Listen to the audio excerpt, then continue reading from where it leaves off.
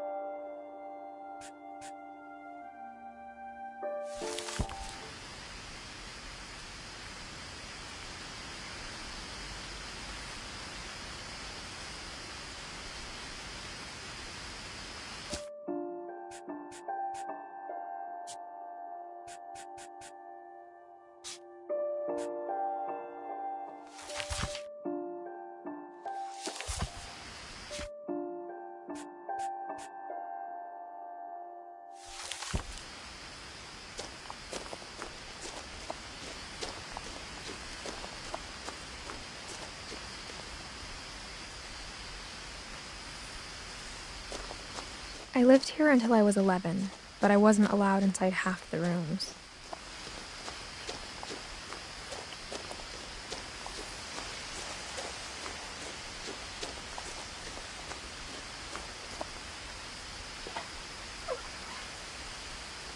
Inside the mailbox were bills from 7 years ago, marked urgent, open immediately.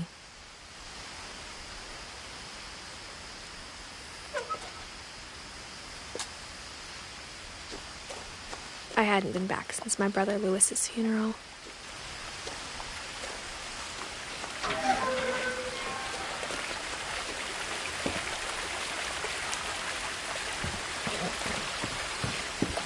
In her will, my mother left me a key but didn't tell me what it unlocked. Maybe she thought I'd know, or she thought that the mystery would be enough to bring me back.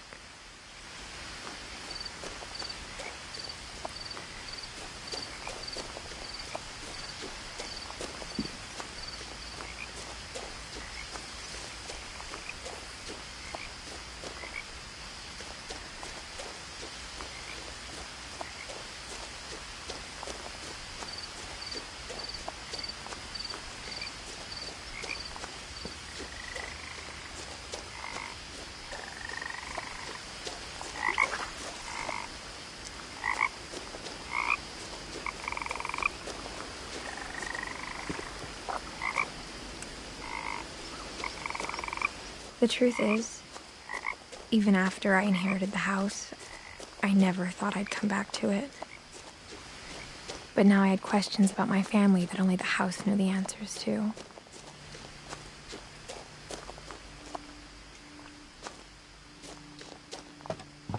The woods around the house have always been uncomfortably silent, as if they're about to say something but never do.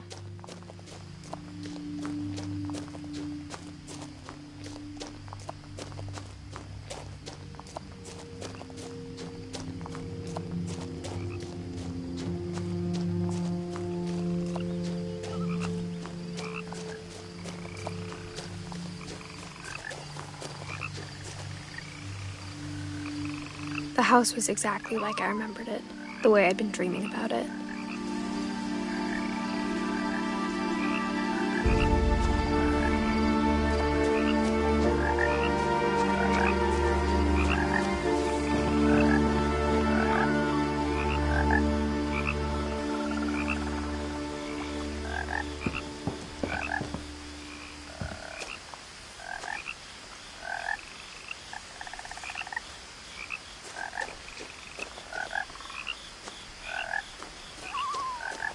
As a child, the house made me uncomfortable in a way I couldn't put into words.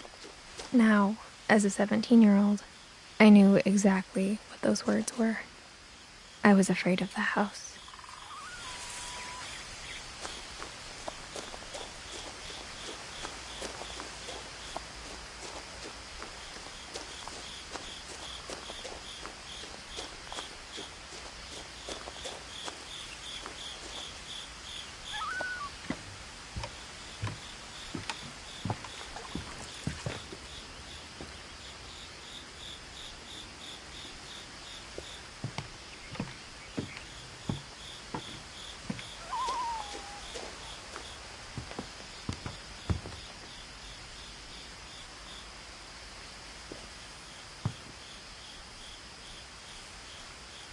I hoped the key might unlock the front door.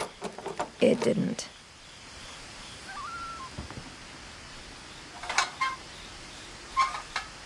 Looking in, I felt like the house itself had been waiting for me.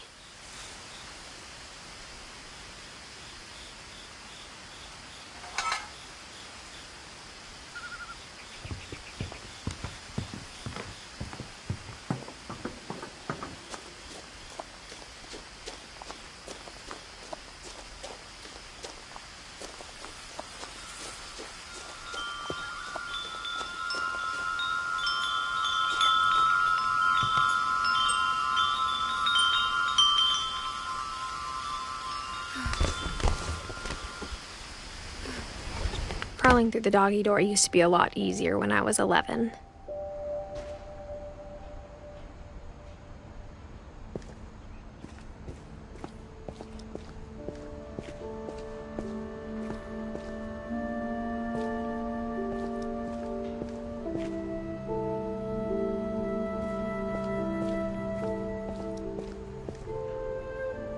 The power had been turned off the night we left.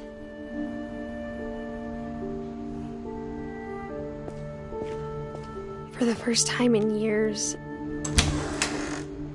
I felt like I was home.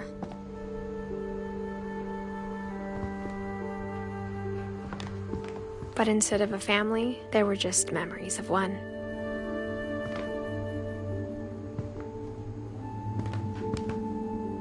Like how only one restaurant would deliver to our house, so we had Chinese a lot.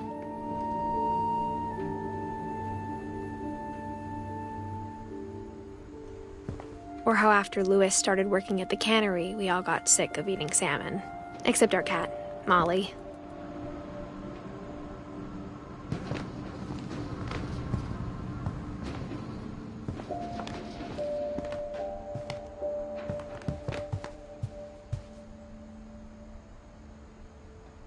The table was still a wreck from the night we left. It was like a bomb had gone off, killing everyone but sparing the furniture.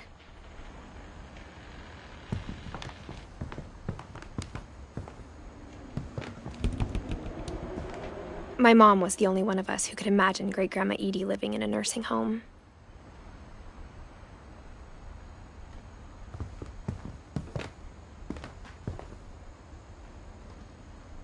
Nothing in the house looked abnormal. There was just too much of it. Like a smile with too many teeth. Even the fireplace had a story. Edie told me the bricks came from the original house, after it sank.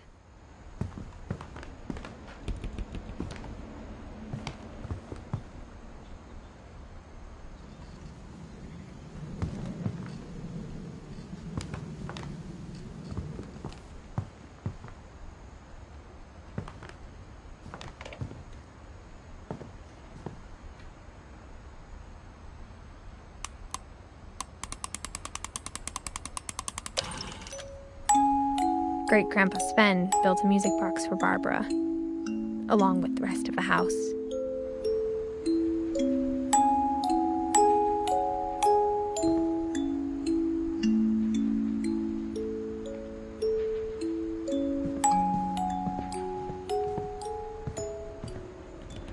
My mom wasn't much of an optimist, but she never stopped believing that my brother Milton was alive.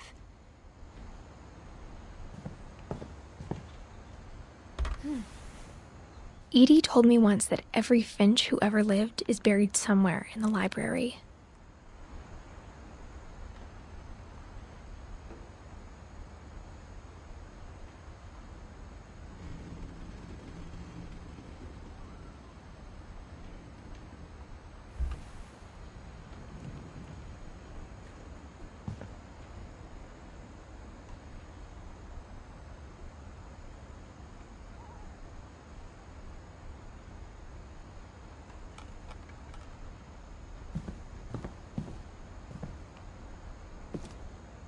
After Milton disappeared, Mom sealed up all the bedrooms.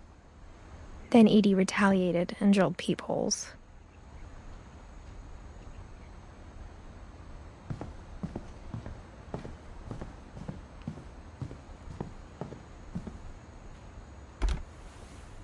My Grandpa Sam spent 7 years sharing a room with his dead brother, Calvin.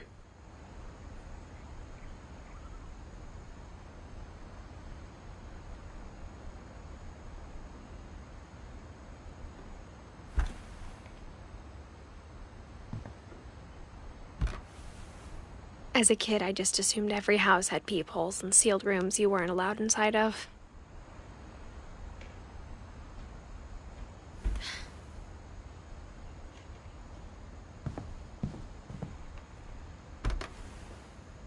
The last time I was in Edith Sr.'s room, I was 10 and she was painting my portrait.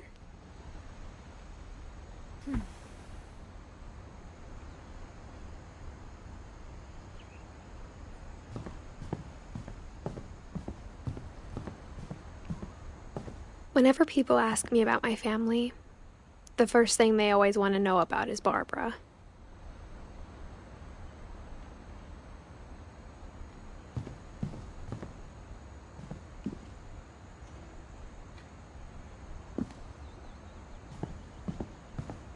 Edie's father, Odin, built the original house.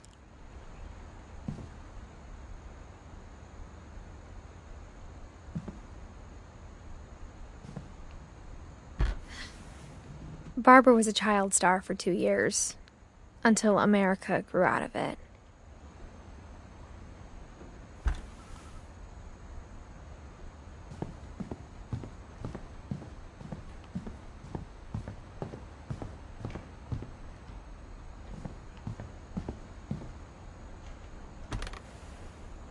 Molly always seemed like a girl I could imagine being friends with, if she hadn't died in 1947.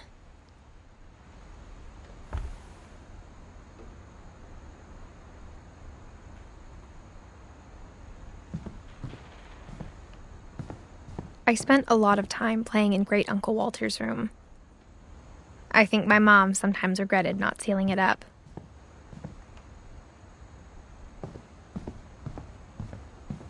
Lewis told me there were secret passages, but I never believed him.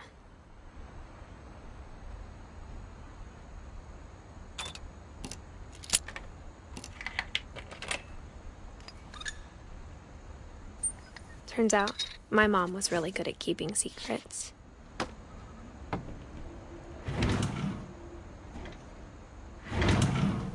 Now it was time to find out what my mom had been afraid of.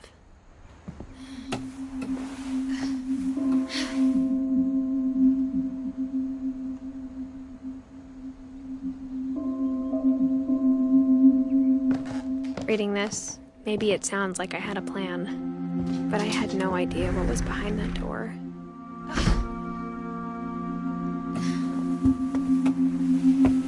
Just like I had no idea where all this was gonna lead.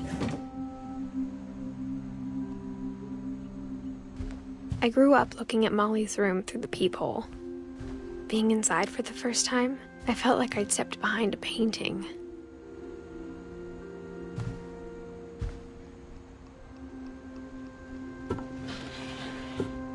Molly's gerbil had a tiny bedroom with its own even tinier gerbil cage.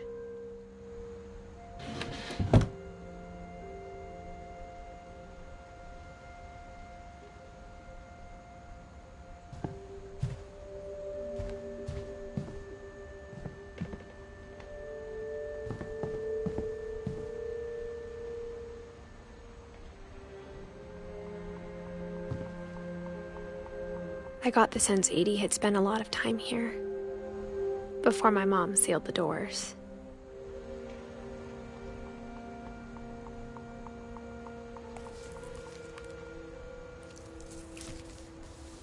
December 13th, 1947. Dear Diary, I'll be gone soon, but I wanted to tell somebody about what's gonna happen. It started when Mom sent me to bed without dinner. I woke up and I was starving, so I looked around for something to eat.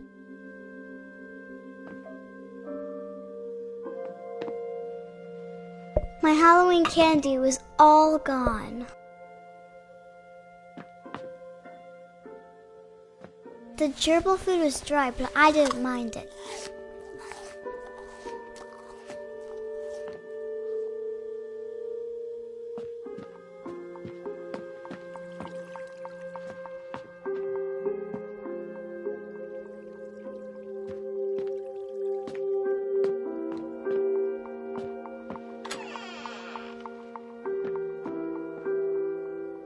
I kept eating and eating.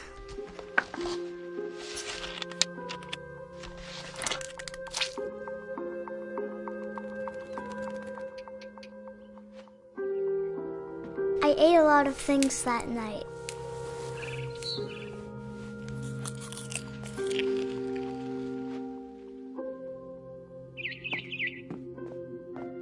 Then I heard chirping outside my window.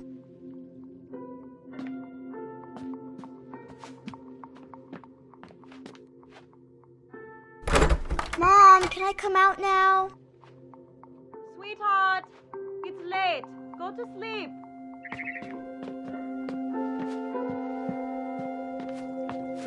It was a barn swallow going back to her nest. I reached out for her.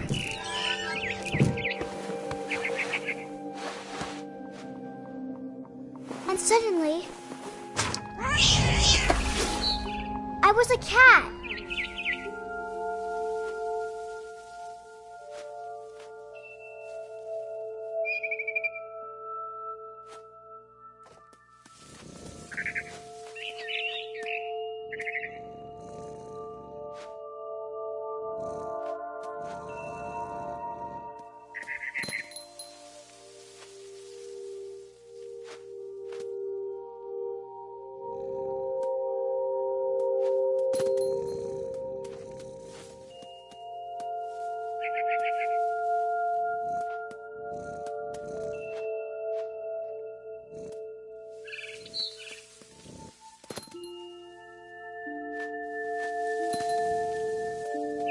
I tried to be quiet, but the bird was really scared.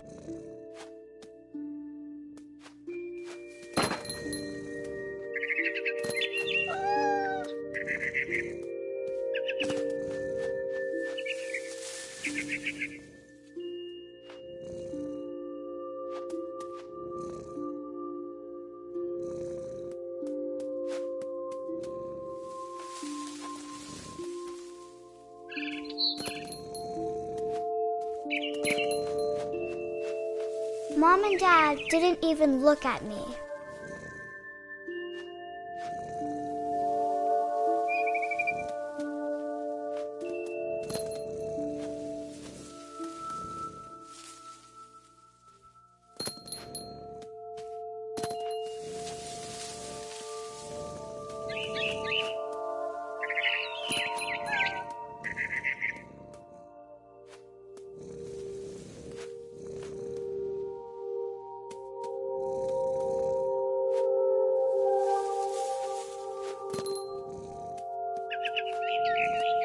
The babies were all gone.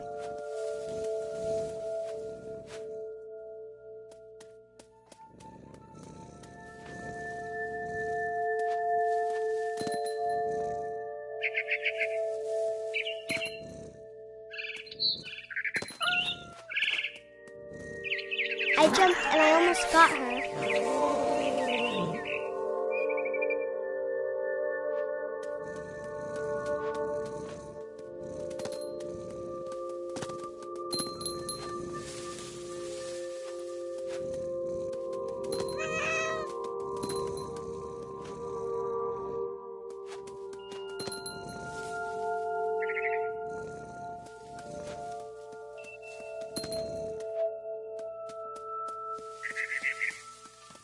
I could tell she was getting really tired.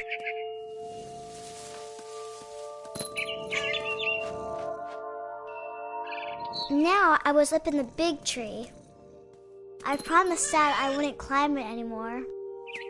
All I cared about was eating that mama bird.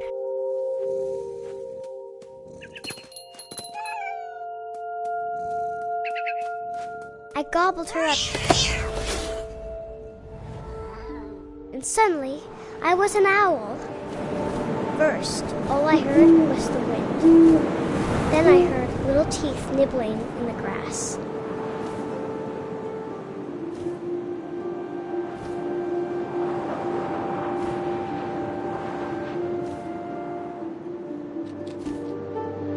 Rabbits.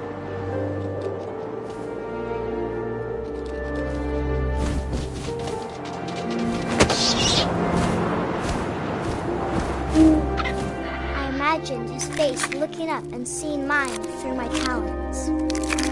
I swallowed him up, and I didn't chew one bit.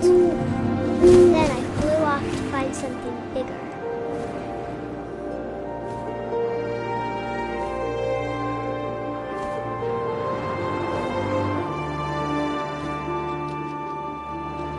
A mama rabbit.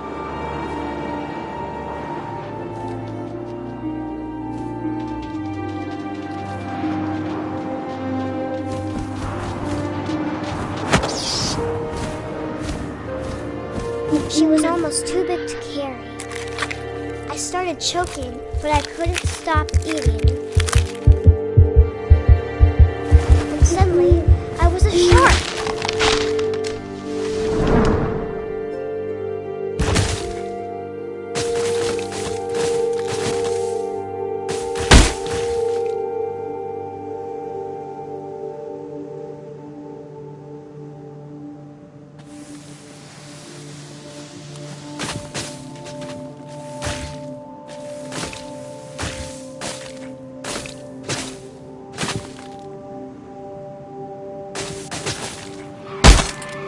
I rolled off a cliff and into the ocean.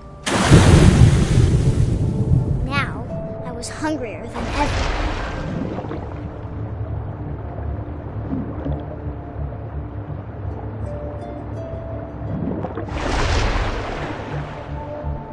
I wanted fat, juicy seals.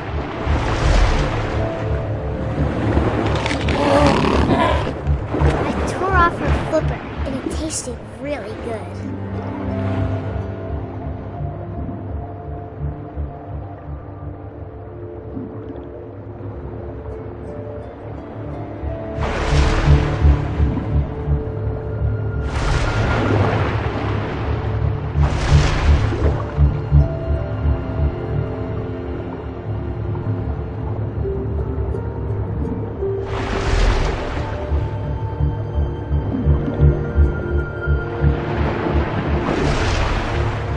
Grabbed on tight. But I was so hungry, I jumped out of the water. When I opened my eyes, everything had changed.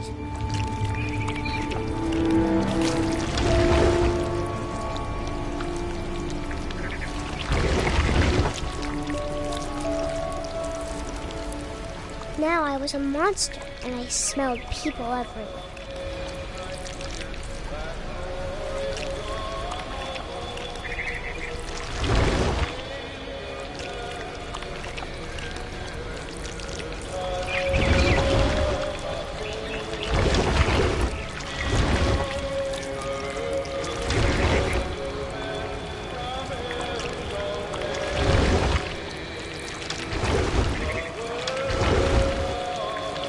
I was big, but I moved real quiet.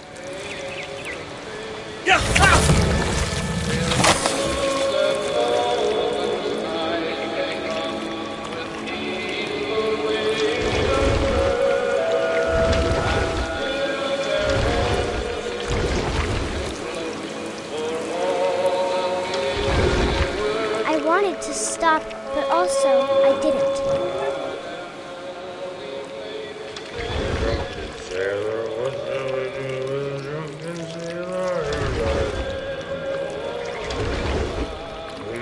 Belly with a rusty, belly with a rusty, belly.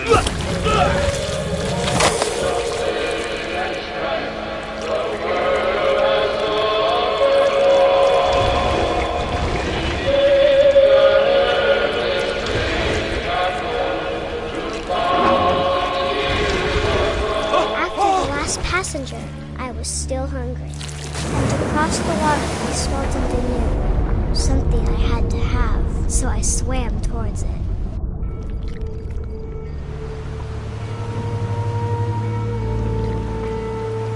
I slithered onto the sand, and the good smell went into an old pipe.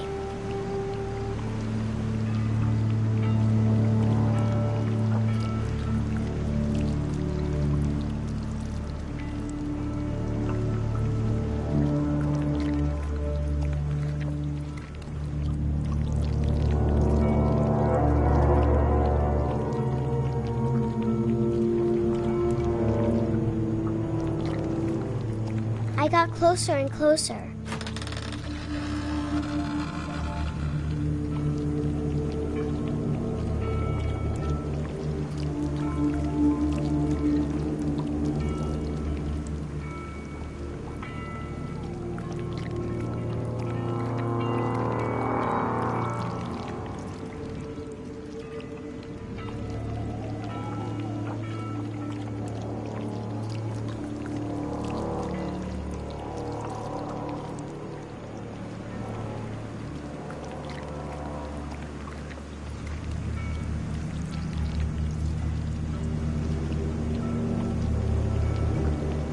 All my stomach started growling. And suddenly, I was me again. I held my breath for a long time, but I couldn't hear anything. I think it's waiting for me to fall asleep. But it's not going to wait much longer. It needs to feed, and we both know I will be delicious.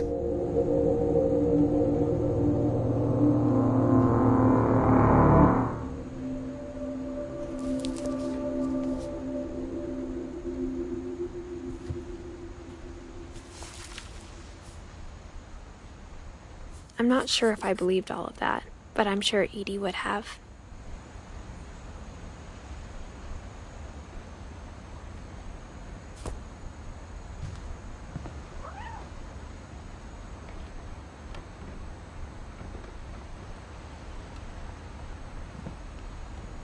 I can't describe it, but I felt like some part of Molly was still here.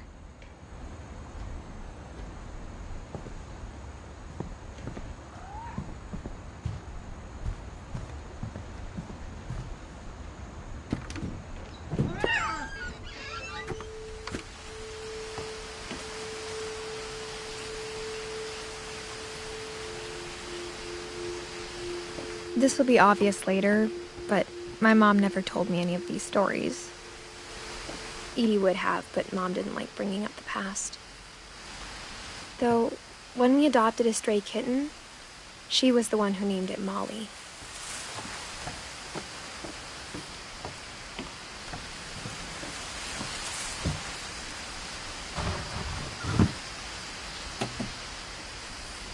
I spent a lot of time in Great-Grandma Edie's room. We got along, and it was a good place to hide from my mom.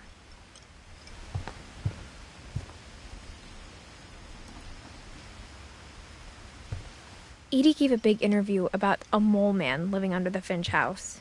My mom was furious. I hadn't thought of myself as Edith Jr. for a long, long time.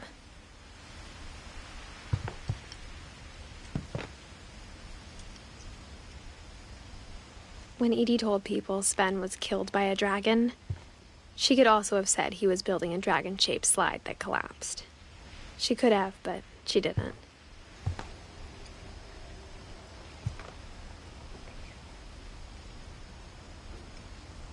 Even in her 90s, sometimes Edie seemed a lot younger than my mother.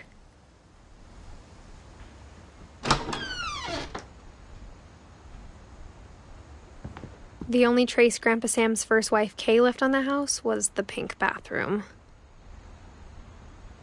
It was a pretty big trace.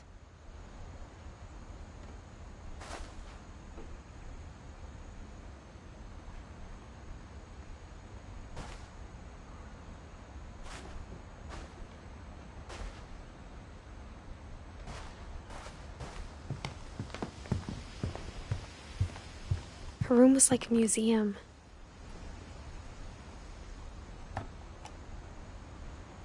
For 500 years, the Finches have been famous throughout Norway for their fortune and misfortune.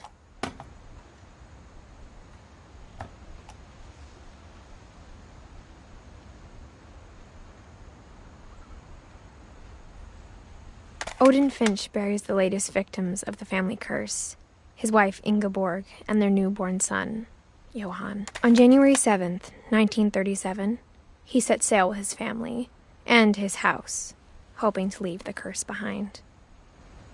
But 40-foot waves off the coast of Washington send the house and Odin to the bottom of the sea. Odin's daughter Edie, with husband Sven and baby Molly, step ashore on their new home, Orcas Island. Odin Finch is the first to be buried in the new family cemetery. His daughter Edie is already dreaming of a new Finch house.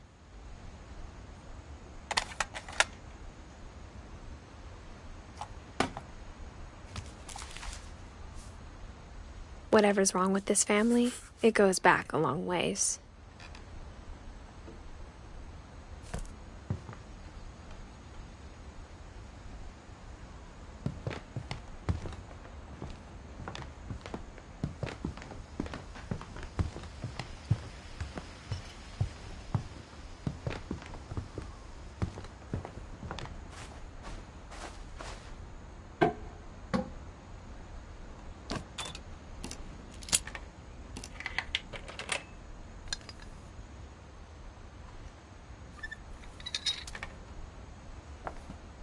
There's a secret in this bathroom.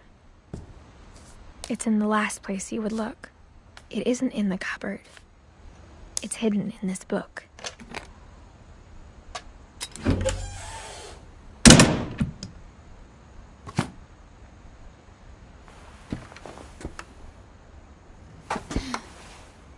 Sven gave Sam an old camera he'd refurbished. He never put it down.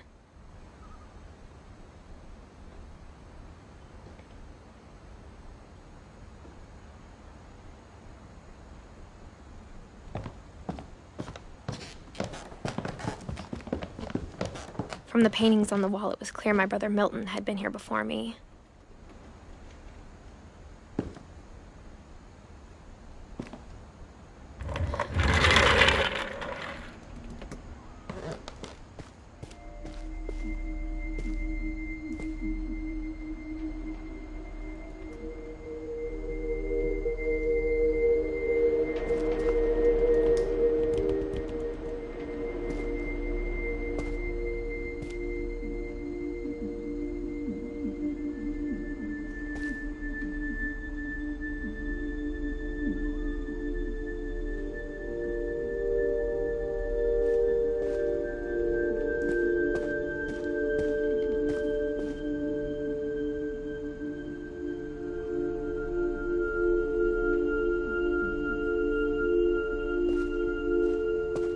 I knew Grandpa Sam had a twin,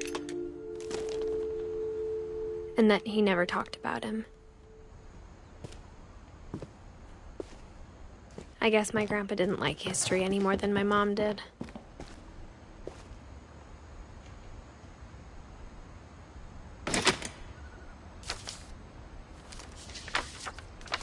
How I Want to Remember My Brother by Sam Finch. The thing I remember is that when he made up his mind, that was it.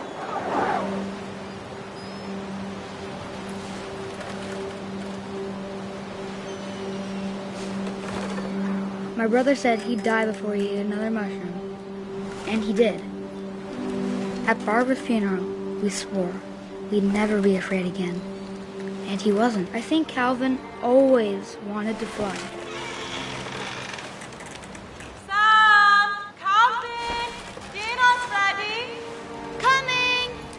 But that day, he finally made up his mind to do it. I told him going around was impossible. Maybe if I hadn't said that.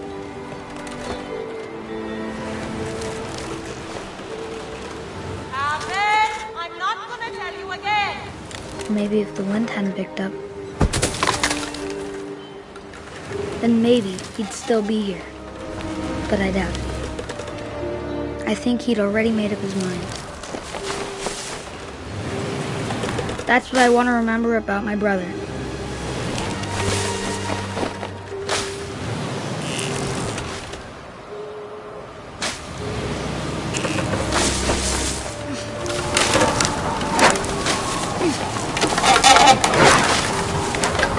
The day he made up his mind to fly, and he did.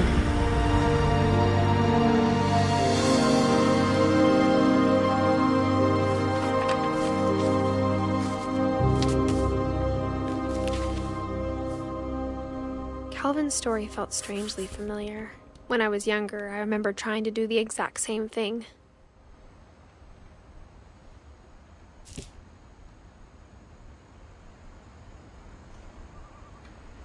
After the funeral, Edie roped off Calvin's half of the room.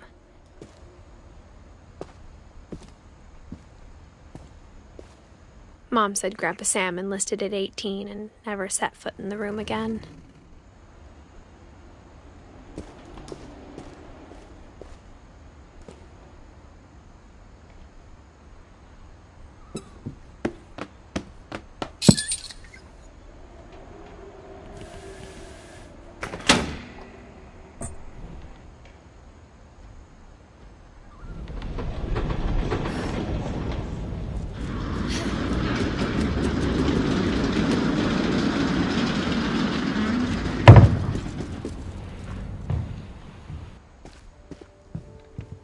The passages were a pretty tight fit. They'd obviously been built for smaller hands and bellies.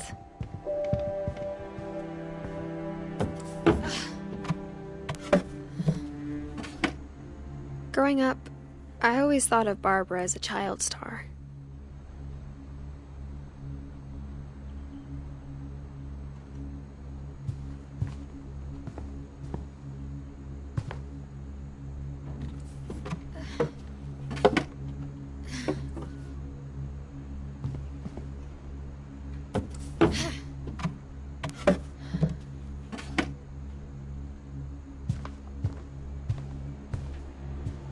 I never thought about how hard it must have been for her afterwards.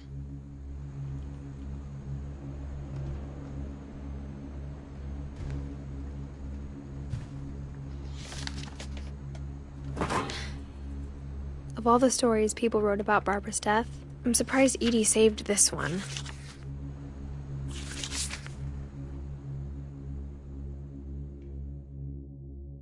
Old Jack here with another ghastly tale inspired by America's most unfortunate family. I'm calling it The Surprise Ending of Barbara Finch. As a child star, Barbara was famous for her scream. Now at 16, she was all washed up. A has-been. But in a lucky break, she'd been asked to perform her signature scream at a local convention for monster movie fans. It was just the boost her career needed. Unfortunately, her scream hadn't aged well. Getting better. I think you just need the right motivation. Her biggest fan and current boyfriend, Rick, was about to demonstrate when... Now that was a great scream. It was Barbara's father, Sven. He'd slipped into a table saw and had to be rushed to the emergency room. So Barbara got stuck babysitting her youngest brother, Walter. Her convention comeback was cancelled. Okay, I'm hearing frustration, but I'm not hearing terror. What if I tried... A gang of hoodlums in Halloween masks have been terrorizing Orcas Island tonight. Police are urging residents to... That came from the basement. You're right! Also, I loved your delivery on that. Why is your basement door locked? Because my dad likes making puzzles and secret passages. There's a key hidden in the music box. The secret is to keep winding and winding until finally the key pops out. Thanks, babe. I'll be back in a sec. 20 minutes later, Rick hadn't returned. So Barbara went to look for him, right on cue. She reached for the music box.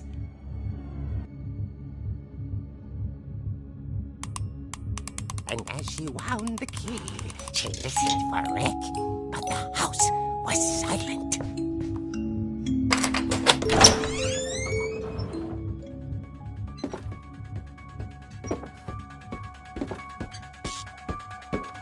She found imagine the worst.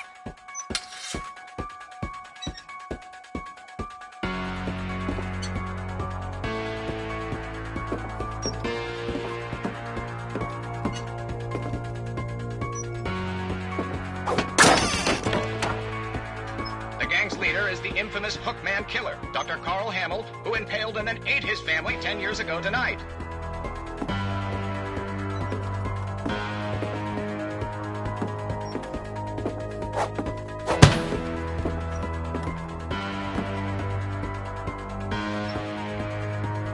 The old fridge rattled and grew still. Oh dear!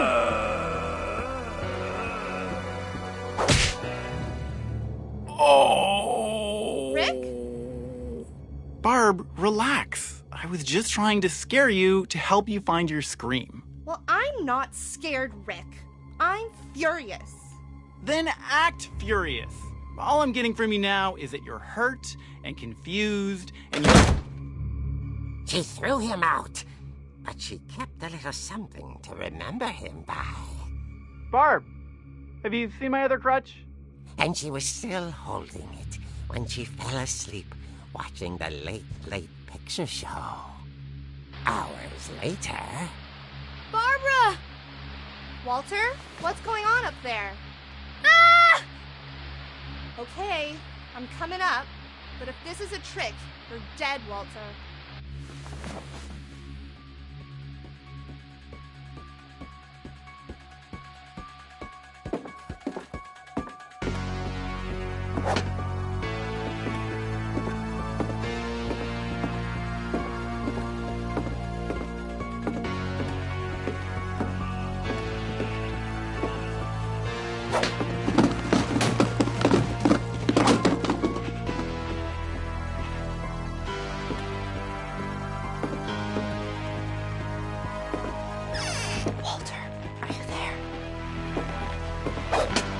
Walter vanished, but his bedside radio was still on.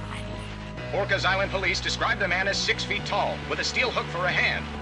Residents are urged to lock all doors and windows and notify the police of any suspicious activity. Barbara turned, saw the hook man, and was speechless. He was quite smashing.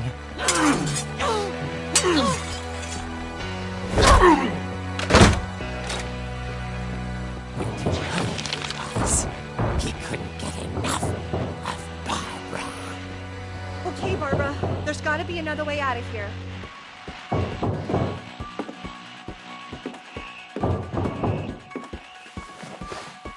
That night, she played her part beautifully.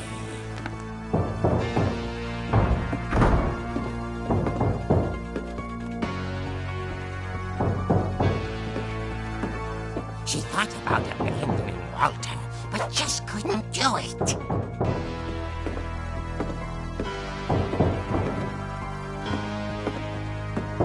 Molly's door hadn't been opened in years.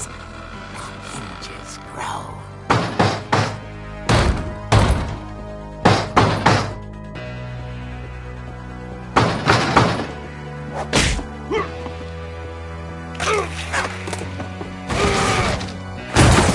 Wasn't moving, but she sensed the story might not be over yet.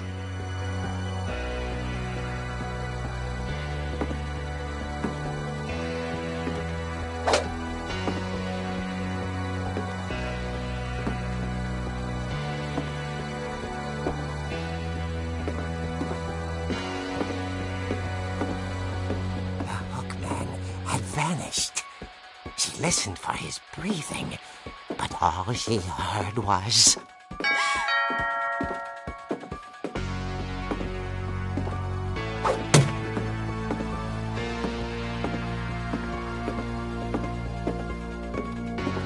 Someone at the door was dying to speak to young Barbara. At the door, she heard whispering. It was coming from inside the house.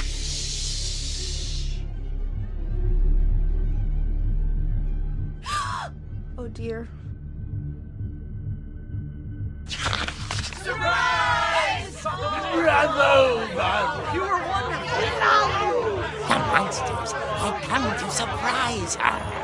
For Barbara, it was a dream come true. Then she saw what kind of monsters they were, and she realized what was about to happen. She was going to be famous. And with her final breath, Barbara Finch gave the performance of her life.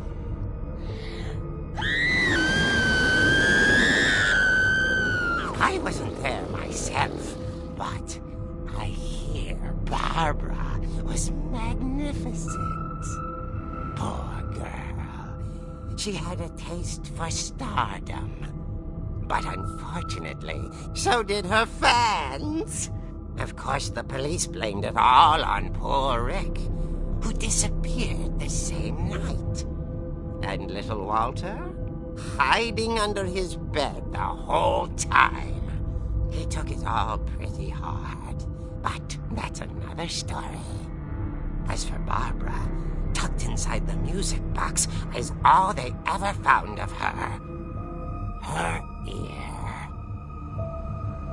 Now that's what I call a real eerie tale.